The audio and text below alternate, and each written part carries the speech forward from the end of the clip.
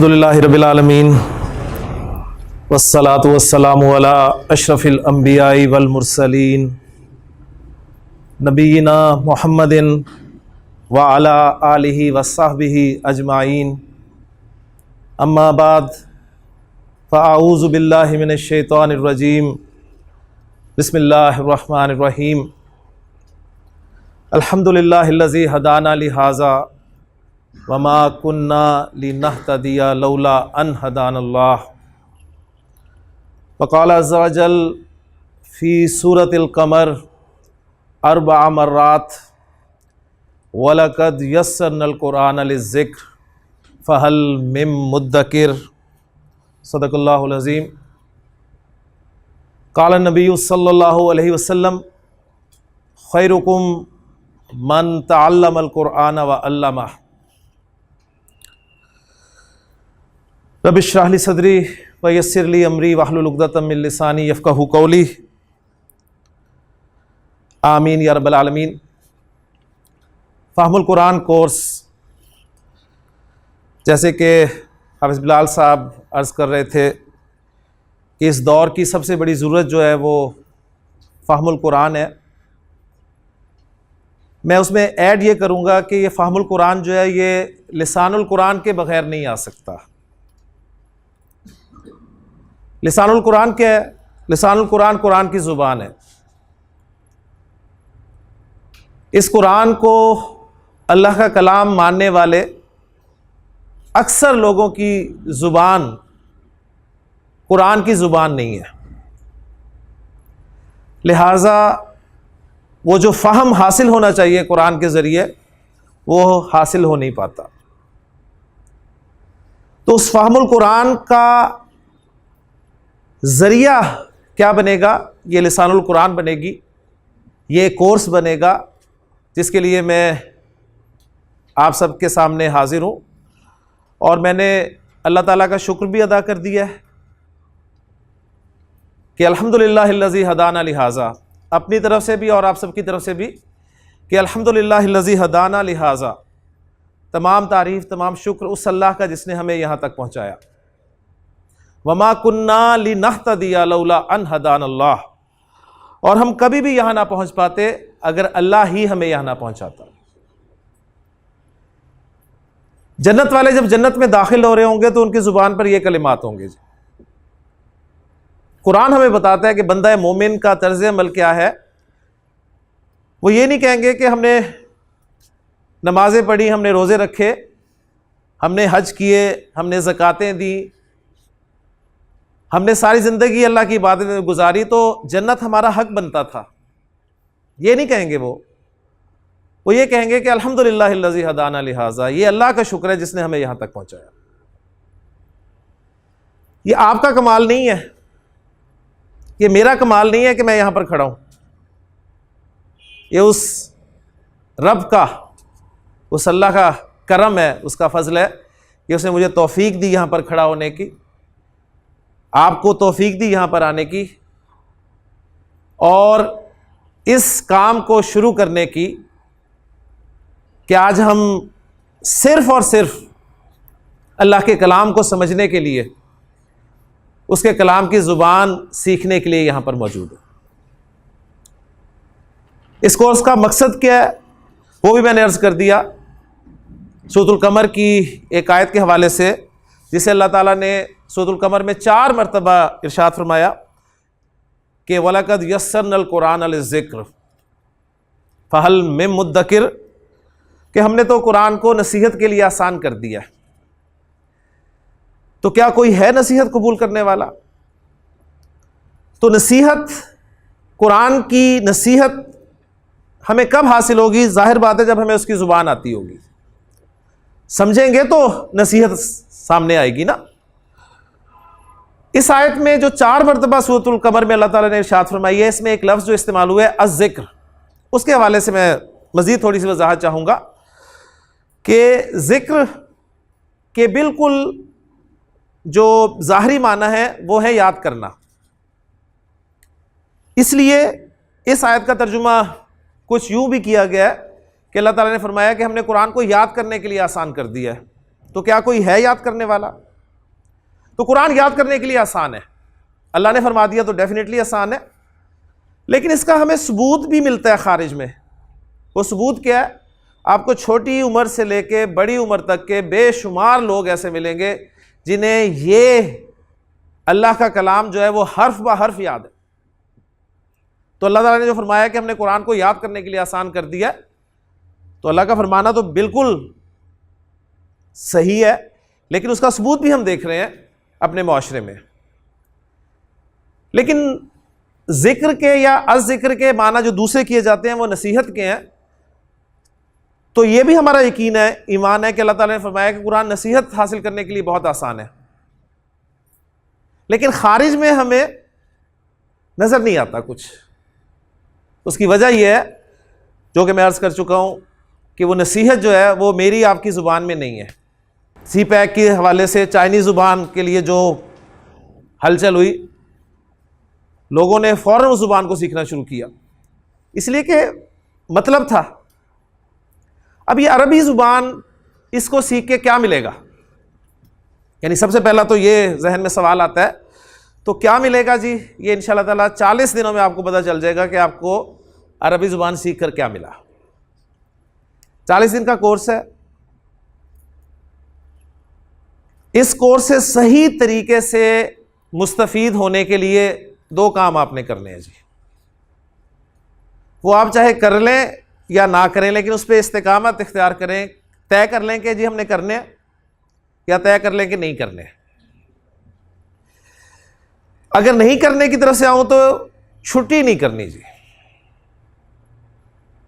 इस कोर्स से सही तरीके से मुस्तफ़ीद होने के लिए पहली चीज छुट्टी नहीं। छुट्टी तो बड़ी दूर की बात है, अगर आप 5 मिनट भी लेट हो गए क्लास में, तो अरबी ज़ुबान एक इंतहाई लिंक्ड लैंग्वेज है। आप खुद महसूस करेंगे कि पता नहीं कहां पहुंच गए आप।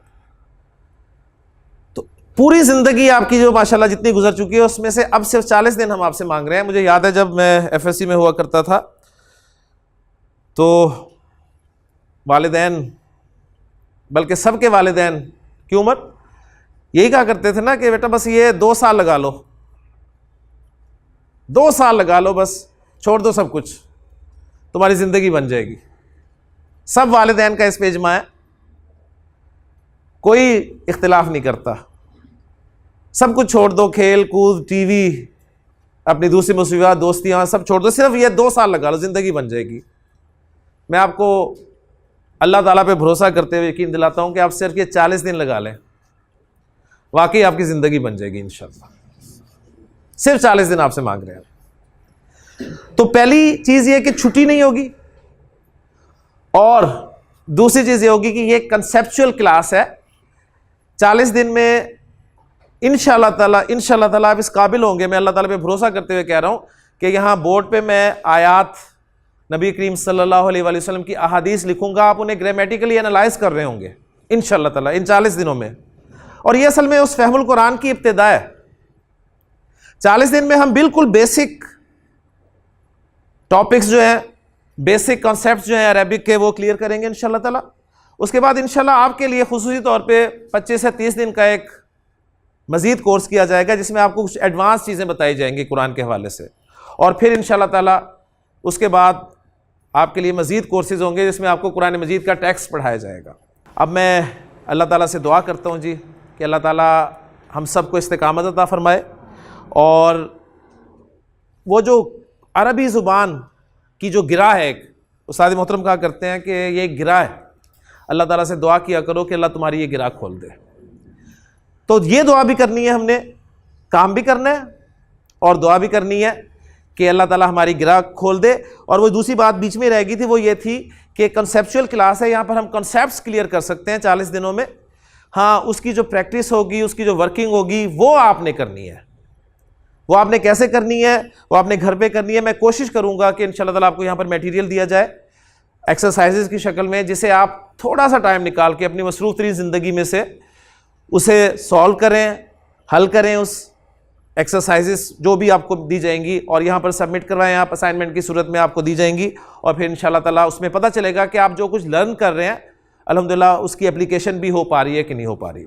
तो बस ये दो काम करने हैं जी आपने, एक तो छुट्टी नहीं करनी और दूसरे ये कि जो आपको वर्किंग मटेरियल दिया जाएगा, प्रैक्टिसिंग मटेरियल दिया जाएगा, उसकी आप प्रैक्टिस करेंगे। फिर आप देखेंगे कि इंशाल्लाह ताला इतना फ़ायदा होगा आपको इस कोर्स का कि वाकई आपके लिए ये ज़िंदगी का यादगार तरीन कोर्स होगा जी इंशाल्लाह ताला। अरबी ज़ुबान के हवाले से बस दो मोटी बातें करके मैं बाकायदा कोर्स का आगाज़ करने लगा हूँ। दो मोटी बातें ये हैं कि पहली बात ये कि किसी भी ज़ुबान को ज़हन में रखिएगा, सीखने के दो तरीके होते हैं। हमारे बुज़ुर्ग फरमाया करते हैं कि ज़ुबान, कोई भी ज़ुबान जो है वो दो तरीक़ों से सीखी जा सकती है। एक तरीका यह है कि उस ज़ुबान के बोलने वालों में आप बचपन में ही या उम्र के किसी भी हिस्से में जाकर रहना शुरू कर दें, आपको ज़ुबान आ जाएगी।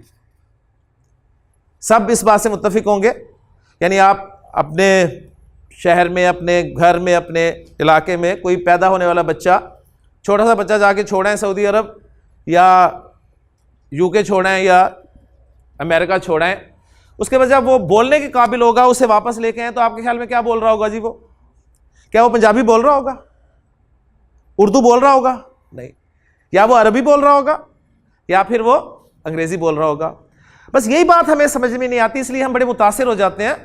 अंग्रेज़ों के बच्चों को हम देखते हैं, छोटे छोटे बच्चों को, तो बड़े हैरान होते हैं, यार कितने छोटे छोटे बच्चे इनकी अंग्रेज़ी बोल रहे हैं।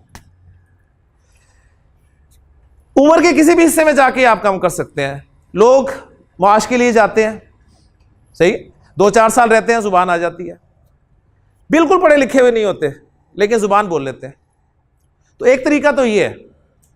अब इसमें देखें, ये तरीका मेरा ख्याल है इस वक्त बचपन हमारा गुजर चुका है और मुस्तकबिल करीब में मेरा ख्याल है सऊदी अरब जाने का कोई या किसी अरब मुल्क जाने का कोई प्रोग्राम भी नहीं है। चले भी जाएंगे तो आपको कुरान की अरबी नहीं आएगी, मैं आपको बता दूं। आपको स्पोकन अरबी आ जाएगी, लेकिन कुरान वाली अरबी जो है डेफिनेटली वो एक फसी व बलीग अरबी है, फसी व बलीग अरबी है, ठीक है। वो इंशाअल्लाह ताला आपको दूसरे तरीके से आएगी। और वो दूसरा तरीका ये होता है किसी भी ज़ुबान को सीखने का कि किसी सीखी हुई ज़ुबान की मदद से, यानी जो ज़ुबान आपको आती है, कौन सी ज़ुबान आती है जी आपको? उर्दू? ये भी गलतफहमी है आपकी। अंग्रेज़ी बचपन से पढ़ रहे हैं, यकीन उम्मीद होगी कि आती है, वही पता चल जाएगा। तो सीखी हुई ज़ुबान जो भी आपको आती है, उसकी मदद से हम अरबी ज़ुबान के रूल समझ के ज़ुबान को सीखने की कोशिश करेंगे। ये ग्रामर कहलाती है अंग्रेज़ी में, और अरबी में से सर्फ़ व नहव कहा जाता है। तो सर्फ़ व नहव आप सीखेंगे अरबी की, और मकसद हमारा इस कोर्स को मुकम्मल करने के बाद सिर्फ़ और सिर्फ ये है, कोई अरबी बोलना मकसद नहीं है। स्पोकन अरबिक की बहुत सारी क्लासेस बहुत जगह पर होती हैं, आप वहाँ पर जाकर वो अपना मकसद पूरा कर सकते हैं। यहाँ पर मकसद जो आपका पूरा होगा इंशाअल्लाह ताला ये होगा कि आपको इस कोर्स के बाद कुरान की ज़ुबान और कुरान समझ में आने लग जाएगा इंशाअल्लाह ताला। और वो जो कैफियत मैं आपको अभी बता दूं कि जो आपको खुद कुरान डायरेक्ट सुनने से आपकी कैफियत बनेगी, वो कभी भी तर्जुमे से, तफसीर से हासिल ही नहीं हो सकती। तर्जुमा ज़हन में रखिएगा, किसी भी ज़ुबान का नेमुल बदल नहीं हो सकता। जो मज़ा आपको पंजाबी में आता है वो उर्दू में कभी नहीं आता, जो पंजाबी बोलने वाले हैं। और जो उर्दू बोलने वाले हैं वो अपनी ज़ुबान के अलावा किसी में भी बात को उस तरह अप्रिशिएट नहीं कर सकते जिस तरह अपनी ज़ुबान में कर सकते हैं।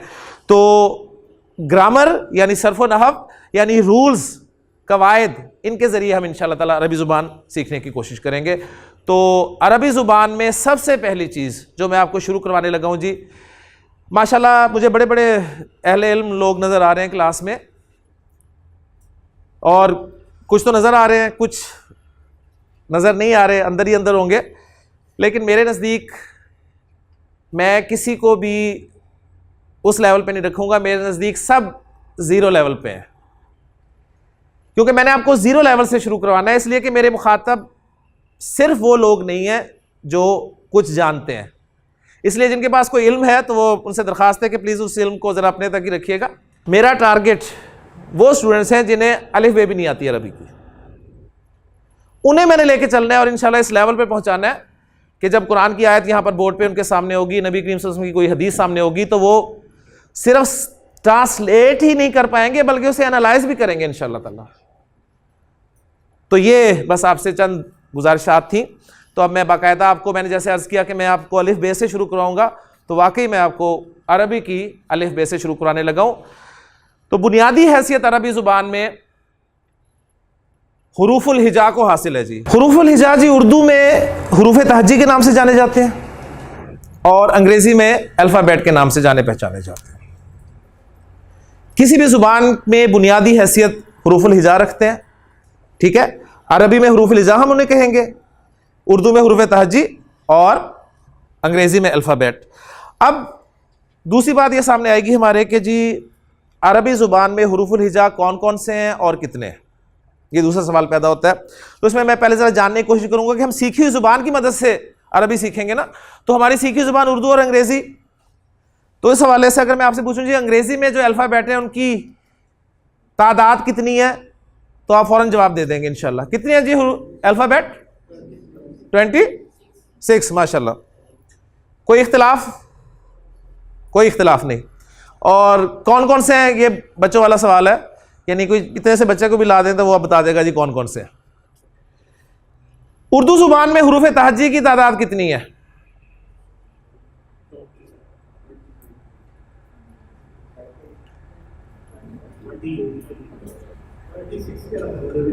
इख्तिलाफ देखें शुरू हो गया। इख्तिलाफ का मतलब होता है मुख्तलिफ होना, राय का मुख्तलिफ होना।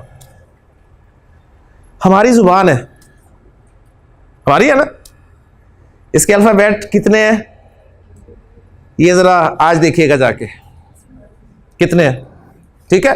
कौन कौन से हैं मज़ीद शर्मिंदा नहीं करूंगा मैं। अरबी में जो हुरूफुल हिजा हैं कौन कौन से हैं और कितने हैं, इसका मैं जवाब दूंगा आपको बोर्ड पर, और बोर्ड पर जब मैं वो हुरूफुल हिजा लिख दूंगा तो कितने हैं वो आपके सामने खुद ही आ जाएगा जी इंशाल्लाह ताला। तो अरबी ज़ुबान में इस्तेमाल होने वाले हुरूफुल हिजा कौन कौन से हैं, बोले बगैर मैं इन्हें लिखूंगा, इसलिए कि इनके बोलने का अपना एक तरीका है, इनकी अपनी एक प्रोनाउंसिएशन है। उर्दू में हम इन्हें और अंदाज से बोलेंगे, सबको नहीं, बाज को, लेकिन अरबी में और अंदाज से बोलेंगे। तो मैं सिर्फ लिखूंगा, बोलूंगा नहीं, इंशाल्लाह ताला बाद में बता भी दूंगा तरीक़ेकार। ले जी, बोर्ड पे मैंने आपके सामने हुरूफुल हिजा लिख दिए हैं, एक ख़ास तरतीब से लिखे हैं। तरतीब से मुराद है एक ख़ास अंदाज में, एक ख़ास तरतीब यह है कि 4 रोज़ में मैंने उन्हें डिवाइड कर दिया और हर रो में कितने हैं? 7। इनकी तादाद आपके सामने आ गई जी, 28 है। ये लिखते ही आपके जहन में बहुत सारे सवाल जाग गए होंगे, सारे जवाब दूंगा इंशाल्लाह ताला। अभी सिर्फ मेरी बात को ज़रा समझिएगा कि अरबी ज़ुबान में हुरूफुल हिजा की तादाद ये 28 है। इसमें थोड़ा सा इख्तिलाफ है, उसकी बाद में बात करूंगा। 28 हुरूफुल हिजा हैं जी अरबी ज़ुबान में। इन हुरूफ की, जैसे कि मैंने कहा कि अपनी प्रोनाउंसिएशन है, तो अगर मैं आपके सामने इनको पढ़ूं तो उर्दू में हम इन्हें कैसे पढ़ते हैं, इनमें से कोई हर्फ ऐसा नहीं है जो उर्दू बोलने वाला कहे कि जी हमें इस हर्फ की पहचान नहीं है। क्यों जी, कोई ऐसा हर्फ ऐसा है?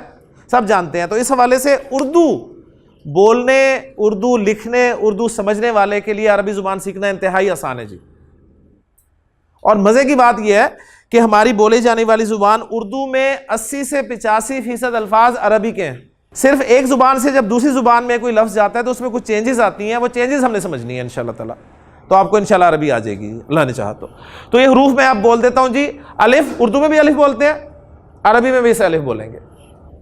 बा, उर्दू में आप इसे बे बोलते हैं, ठीक है ना। अब जरा मैं इन्हें अरेबिक प्रोनाउंसिएशन के साथ प्रोनाउंस करूंगा, आप देखिएगा कि कौन सा उर्दू से डिफरेंट बोला जाता है।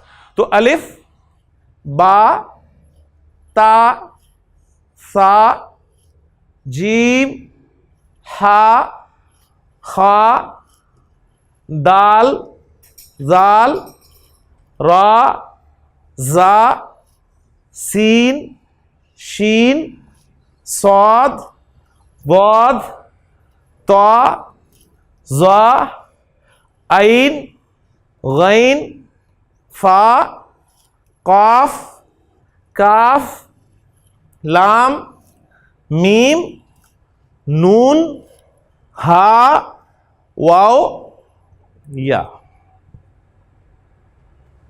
आपने नोट किया,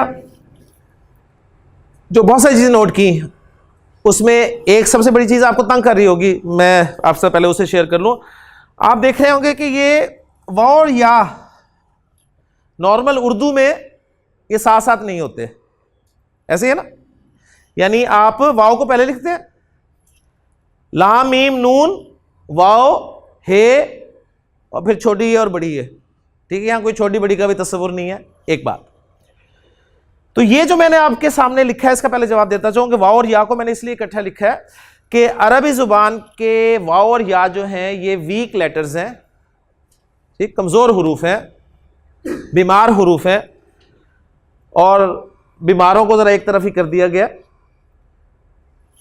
तंदुरुस्त हरूफ की निस्बत, इनको एक तरफ कर दिया गया और आखिर में रख दिया गया। और दूसरी वजह यह है इसकी कि डिक्शनरी जब आप कंसल्ट करेंगे अरबिक डिक्शनरी तो उसमें अल्फ़ाबेटिकली, आपको पता है कोई भी डिक्शनरी हो, उर्दू की हो, अंग्रेजी की हो, अल्फ़ाबेटिकली चलती है, तो वाओ और या आपको डिक्शनरी में एंड पे नजर आएंगे, तो असल में डिक्शनरी की तरतीब है, ठीक। आप कहीं वाओ ढूंढ रहे हो तो आप नून के बाद देखें वाओ, आपको हाँ नजर आ जाए तो आप कहें लो जी डिक्शनरी वापस करने चले जाएं कि जी इसमें सफ़े नहीं है वाओ वाले, ऐसा नहीं होगा। ये असल में पहले हाँ आएगी फिर वाओ आएगी, ठीक हो गया। इनमें हुरूफ में जिन्हें मैंने अरबी प्रोनाउंसिएशन में अलिफ के साथ पढ़ा है, बा ता सा, जा नहीं पढ़ा, जीम हा खा, दाल जाल रा जा।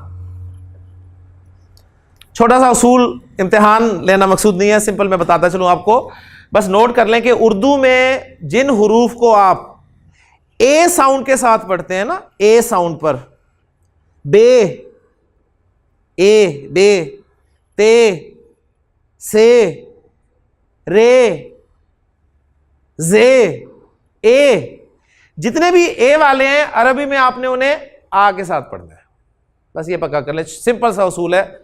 इंशाअल्लाह ताला इस क्लास में बहुत कुछ सीखेंगे आप, बस आपने अपना जायजा लेना है क्लास खत्म होने के बाद कि आपको क्या कुछ पता था और क्लास के खत्म होने के बाद क्या कुछ इजाफा हुआ उसमें।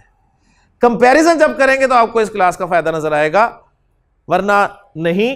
तो वो हुरूफ जो उर्दू में ए साउंड पर खत्म होते हैं उन्हें अरबिक में आपने कैसे पढ़ना है जी, आ साउंड के साथ।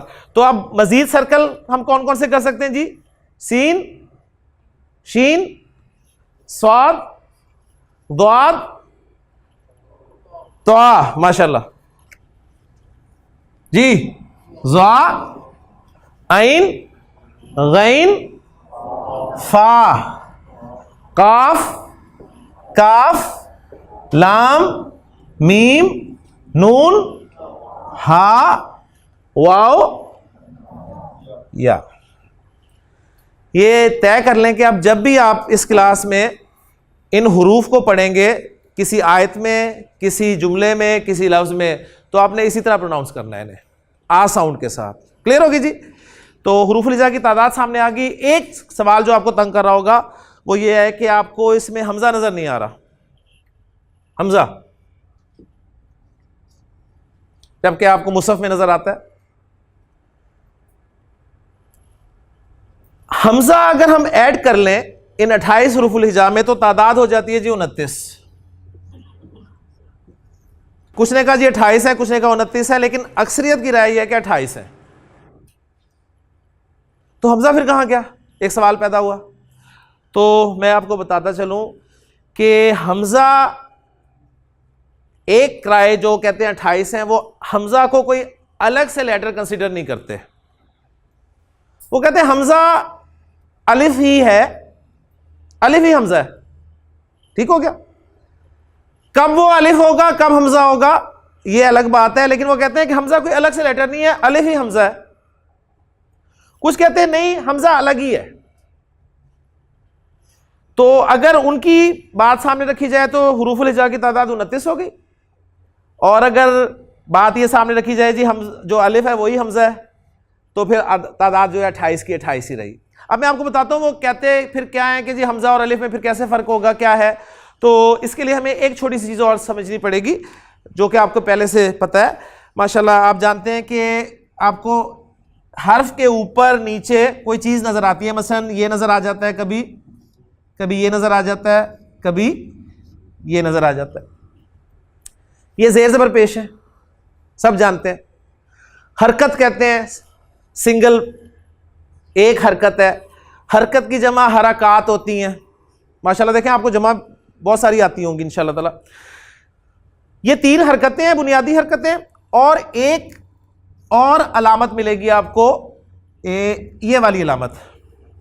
कौन सी अलामत है ये? जज़म की अलामत है। कोई कहेगा सुकून की अलामत है, तो जज़म या सुकून, इट्स ओके।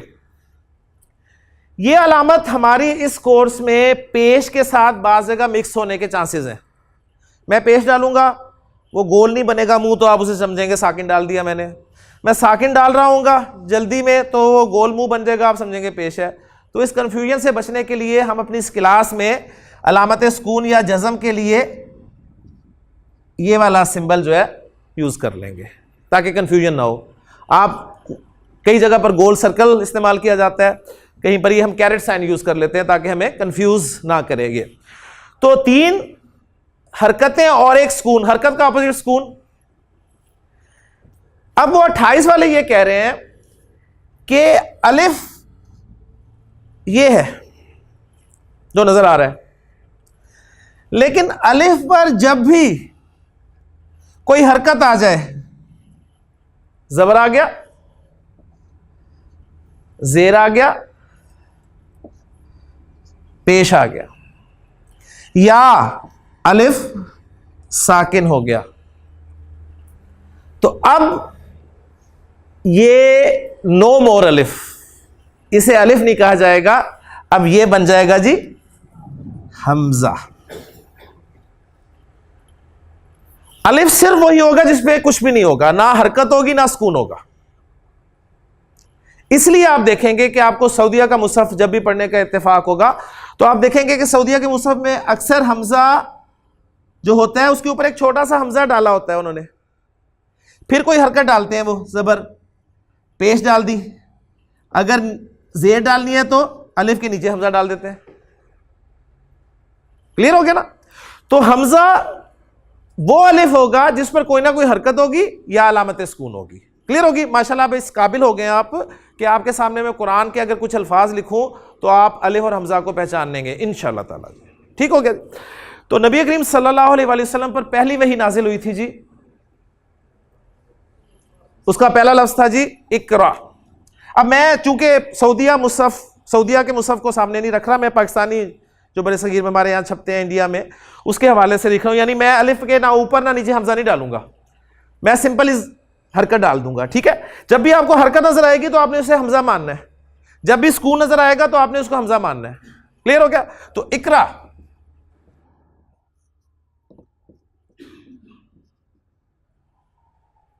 पहली वही का पहला लफ्ज इकरा बिस्मि रब्बिकल लज़ी खलक।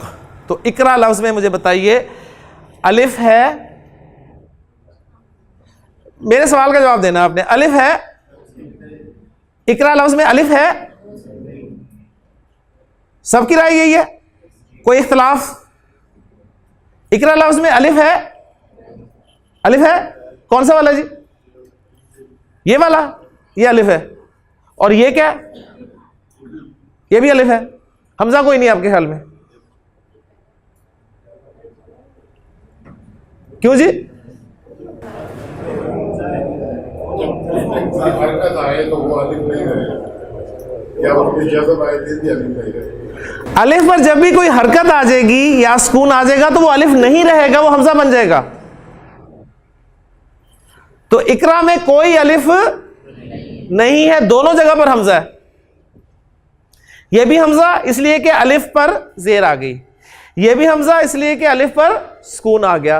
तो इसमें अलिफ कोई नहीं है, दोनों हमजा है। ठीक हो गया जी? चले अल्हम्दुलिल्लाह जी। हम सब कौन है जी?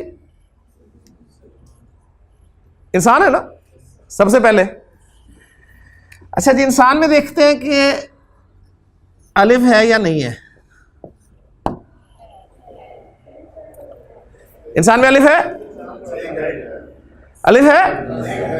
कहां है? ये पहला वाला क्या है? हमजा।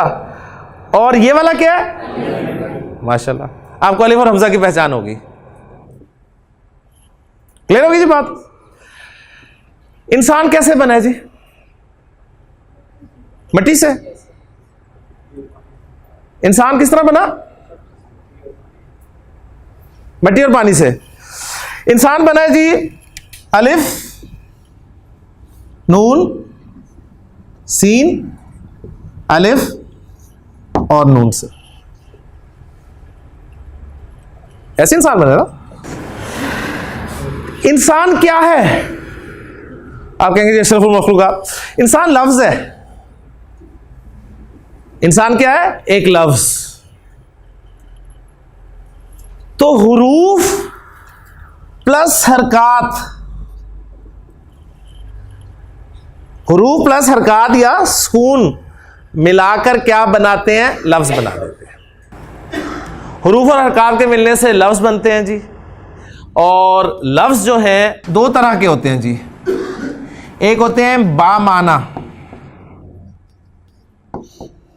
माना। लफ्ज की जमा क्या होती है जी? अल्फाज। लफ्ज अरबी का लफ्ज है। देखें कितनी इंटरेस्टिंग बात है, उसकी जमा अल्फाज अरबी का लफ्ज है। माना अरबी का लफ्ज है।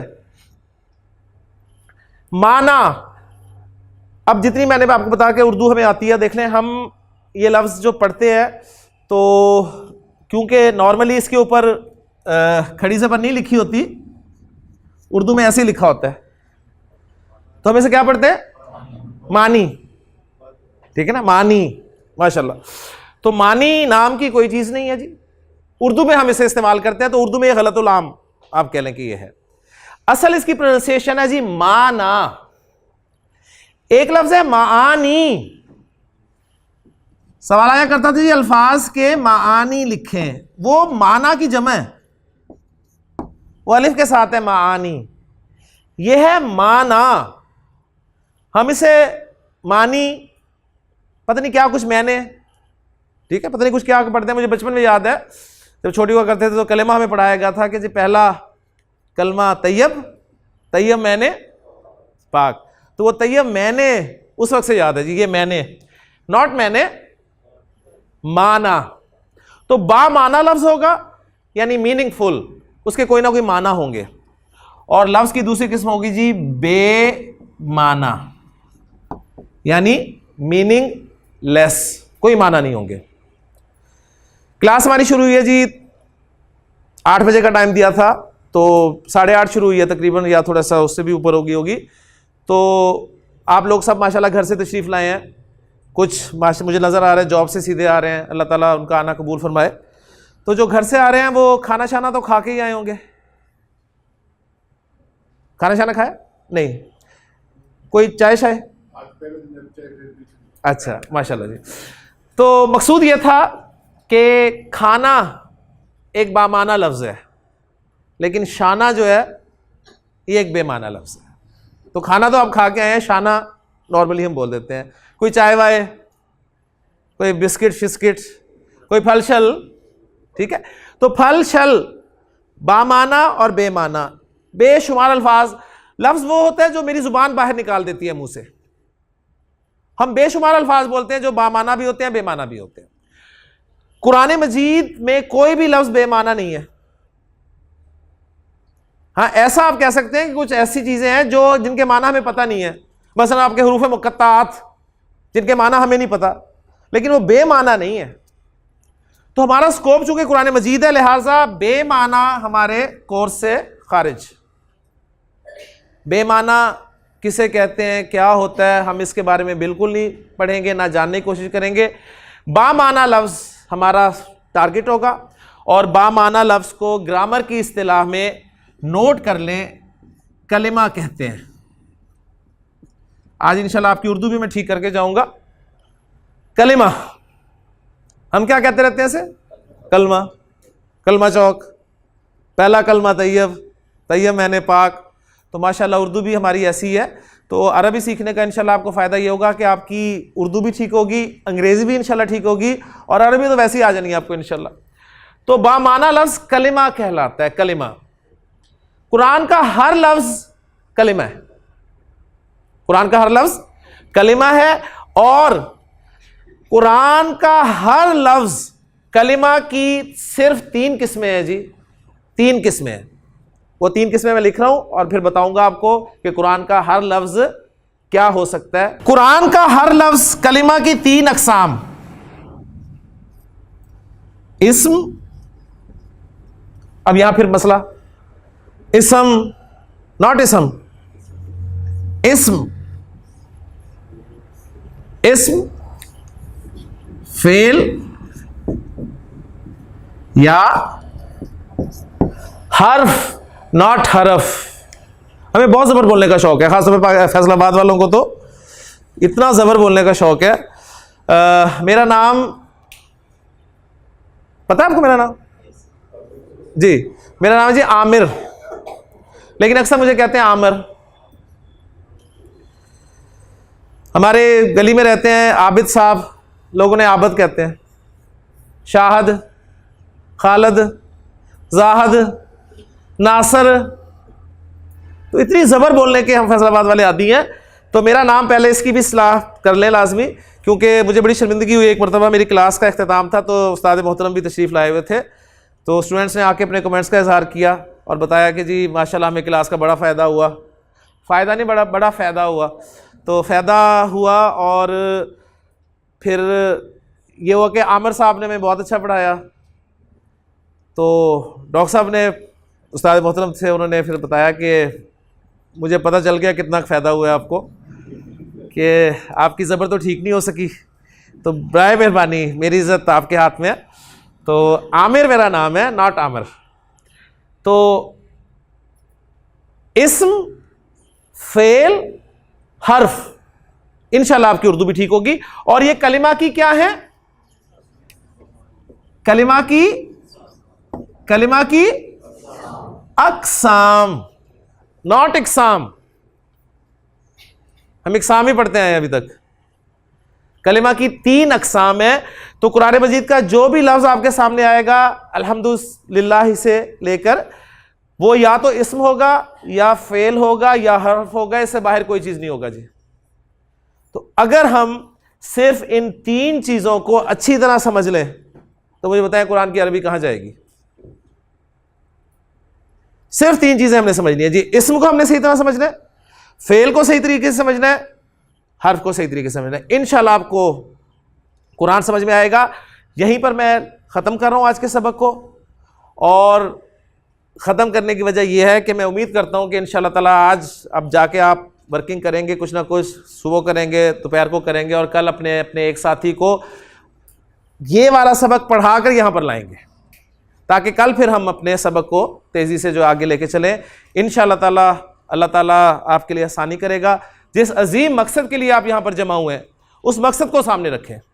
अल्लाह ताला से दुआ करें, अल्लाह ताला हमारे लिए आसानी फरमाए जी, सबके लिए आसानी फरमाए।